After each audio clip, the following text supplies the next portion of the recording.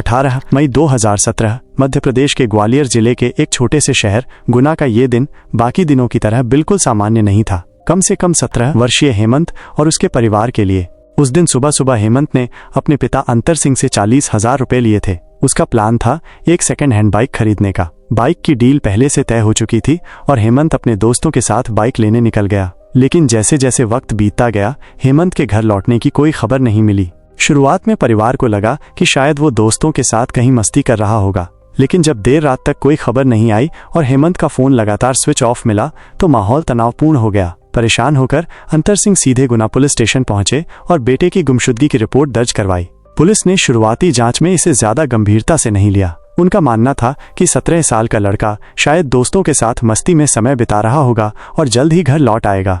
लेकिन अगले दिन जो हुआ उसने सबकी रूह कंपा दी। अंतर सिंह के मोबाइल पर एक कॉल आया। फोन हेमंत के नंबर से था लेकिन आवाज किसी और की थी। उस अनजान व्यक्ति ने धमकी भरे लहजे में कहा, अगर अपने बेटे को जिंदा देखना चाहते हो तो 50 लाख रुपए का इंतजाम करो और खबरदार अगर ये बात किसी को बताई तो तुम्हारा बेटा कभी वापस नहीं मिलेगा। यह सुनते ही अंतर सिंह के हाथ पांव फूल गए। उन्होंने फोन पर हामी भरी और कहा कि वो किसी को कुछ नहीं बताएंगे। लेकिन जैसे ही कॉल कटा वो भागते हुए वापस पुलिस स्टेशन पहुंचे और पूरी बात बता दी। अब मामला साधारण गुमशुदगी का नहीं था बल्कि ये अपहरण और फिरौती का गंभीर केस बन चुका था। पुलिस ने तुरंत हरकत में आते हुए हेमंत की तलाश शुरू कर दी। इलाके की छानबीन, कॉल डिटेल्स की जांच, सीसीटीवी फुटेज, हर एंगल से केस को देखा गया, लेकिन हेमंत का कोई सुराग नहीं मिला।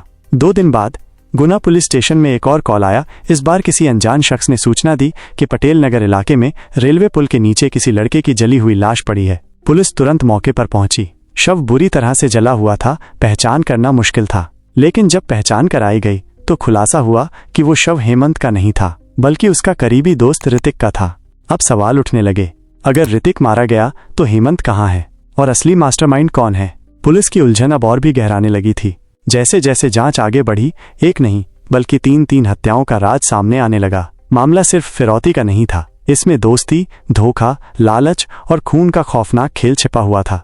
और जब इस केस का पर्दाफाश हुआ तो न सिर्फ पुलिस बल्कि पूरे इलाके के होश उड़ गए। ये कहानी सिर्फ एक अपहरण की नहीं बल्कि उस इंसानी फितरत की है जो अपने मतलब के लिए हर हद पार कर जाती है, चाहे उसमें दोस्ती की लाशें बिछानी पड़े या रिश्तों का खून करना पड़े। इस कहानी की शुरुआत होती है 5 नाबालिग दोस्तों से, एक ऐसा ग्रुप जो एक दूसरे का हमराज था, लेकिन उन्हें ये नहीं पता था कि जल्द ही ये दोस्ती एक भयानक मोड़ लेने वाली है। हेमंत गुना जिले के रटकंकरा गांव का रहने वाला था। उसके पिता अंतर सिंह सिंचाई विभाग में कर्मचारी थे और एक सीधे सादे इंसान थे। 18 मई 2017 को हेमंत ने पिता से 40,000 रुपए लिए। इरादा था एक सेकंड हैंड बाइक खरीदने का। बाइक की डील पहले ही तय हो चुकी थी और वो अपने दोस्तों के साथ घर से निकला, लेकिन हेमंत कभी वापस नहीं लौटा।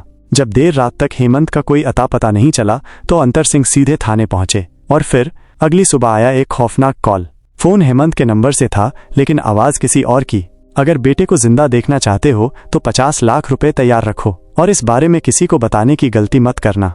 पुलिस ने तुरंत उस नंबर की लोकेशन ट्रेस की जो गुना से लगभग 250 किलोमीटर दूर इंदौर में मिली। पुलिस की एक टीम तुरंत इंदौर रवाना हुई, लेकिन जिस इलाके में मोबाइल ट्रेस हुआ था वो एक सुनसान सा इलाका था। वहां से कोई सुराग नहीं मिला। इससे साफ था कि अपराधी पुलिस को भटकाने के लिए चालाकी से हर कदम उठा रहा था। इधर पुलिस की दूसरी टीम ने हेमंत की तस्वीर लेकर स्थानीय इलाकों में पूछताछ शुरू की, लेकिन कोई खास जानकारी नहीं मिली। कई दिन यूं ही गुजर गए, लेकिन हेमंत का कोई सुराग नहीं मिला। इस बीच पुलिस ने फिर से अंतर सिंह से बातचीत की और उनसे हेमंत के दोस्तों के बारे में विस्तार से पूछा। अंतर सिंह ने उन चारों के नाम बताए, लोकेश, ऋतिक, संस्कार और हनी दुबे। और यहीं से कहानी में एंट्री होती है एक नई और चौंकाने वाली किरदार की, हनी दुबे की मां पूनम दुबे। पूनम दुबे का नाम इलाके में पहले से विवादों में रहा था। लोग कहते थे कि उसका कई आपराधिक तत्वों से संपर्क है। उसके घर पर अक्सर अजनबी लड़कों का आना जाना लगा रहता था। शराब सिगरेट की महफिलें लगती थीं। वह एक बार मंदिर की जमीन पर कब्जा करने की कोशिश में भी चर्चा में रही थी। अंतर सिंह ने बताया कि उन्होंने कई बार हेमंत को पूनम दुबे के घर जाने से रोका था, लेकिन वो उनकी बात नहीं मानता था।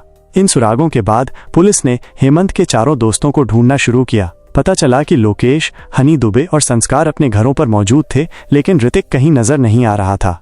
कुछ ही समय बाद पुलिस को पटेल नगर की एक पुलिया के नीचे एक जले हुए शव की सूचना मिली। जब पुलिस मौके पर पहुंची तो पुष्टि हुई कि वो शव ऋतिक का था। उस पर चोटों के निशान थे। यही वो जगह थी जहां से हेमंत के मोबाइल से फिरौती का कॉल किया गया था।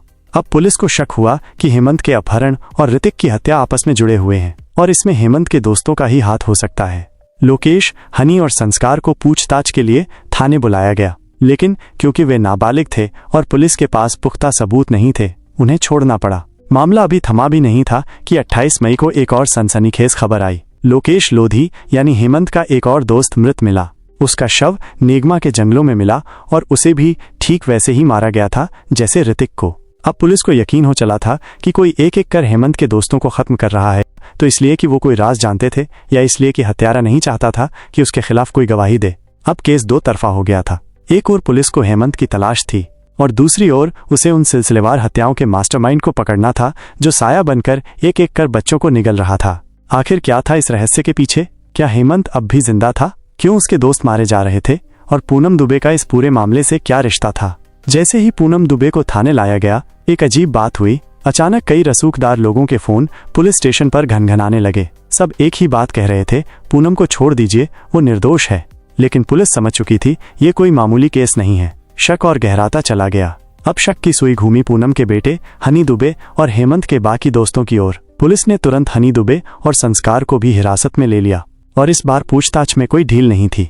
जैसे ही पूछताछ शुरू हुई, एक ऐसा सच सामने आया जिसने हर किसी को हिलाकर रख दिया। पता चला कि पूनम दुबे, जो बाहर से एक सामान्य महिला नजर आती थी, असल में एक लालची और शातिर दिमाग वाली औरत थी। उसे लग्जरी लाइफस्टाइल का शौक था और इसके लिए वो किसी भी हद तक जा सकती थी। धीरे धीरे पूनम का घर अपराधियों का अड्डा बन चुका था। वहां अजनबी लोगों का आना जाना, शराब सिगरेट की महफिलें और गंदे सौदे आम बात हो चुकी थीं। और यहीं से शुरू होती है असली कहानी।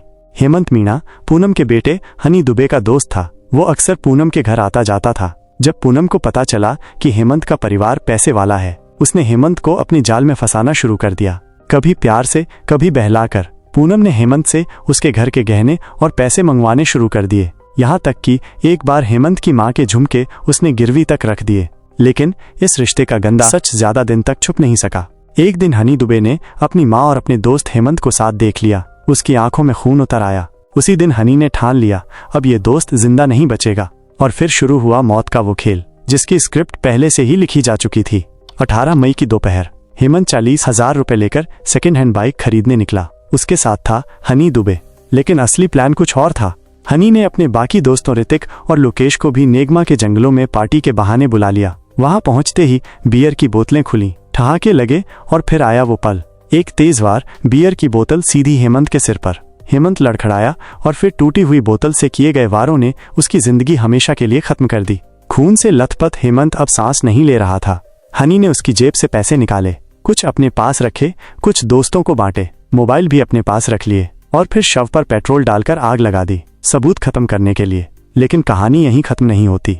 घर आकर हनी ने सारी बात अपनी माँ पूनम को बता दी। जब ऋतिक और लोकेश ने हनी और पूनम को ब्लैकमेल करना शुरू किया, हमें फिरौती का हिस्सा दो वरना पुलिस को सब बता देंगे, तब पूनम ने अगला खौफनाक प्लान बनाया। 25 मई हनी और संस्कार ने लोकेश को एक्टिवा पर बिठाकर नेगमा के जंगलों की ओर ले गए। पेट्रोल की बोतल साथ थी और फिर वहीं खुखरी से लोकेश की भी हत्या कर दी गई। फिर वही पेट्रोल, वही आग। तीसरा नंबर आया ऋतिक का। पटेल नगर की पुलिया के नीचे ले जाकर पत्थर से सिर कुचलकर उसकी भी जान ले ली गई। अब पुलिस भी हैरान थी, 3 हत्याएं और वो भी नाबालिग लड़कों के हाथों। लेकिन जितना गहरा सच था, उससे भी ज्यादा हैरान करने वाला खुलासा पूनम ने किया। अगर हम पकड़े नहीं जाते तो संस्कार को भी मार देते, क्योंकि वही अब अकेला गवाह बचा था। आखिरकार हनी दुबे और संस्कार की निशानदेही पर पुलिस ने हेमंत और लोकेश के शव बरामद किए। सबूत, गवाह और क्रूरता को देखते हुए कोर्ट ने इस केस को रेयरेस्ट ऑफ रेयर माना और फिर भारतीय इतिहास में पहली बार एक नाबालिग को आजीवन कारावास की सजा सुनाई गई। पूनम दुबे, हनी दुबे और संस्कार तीनों को उम्र कैद। दोस्तों, ये कहानी एक चेतावनी है। लालच, गुस्सा और बदले की आग जब दिमाग पर हावी हो जाए तो मासूम दोस्त भी दरिंदा बन जाता है।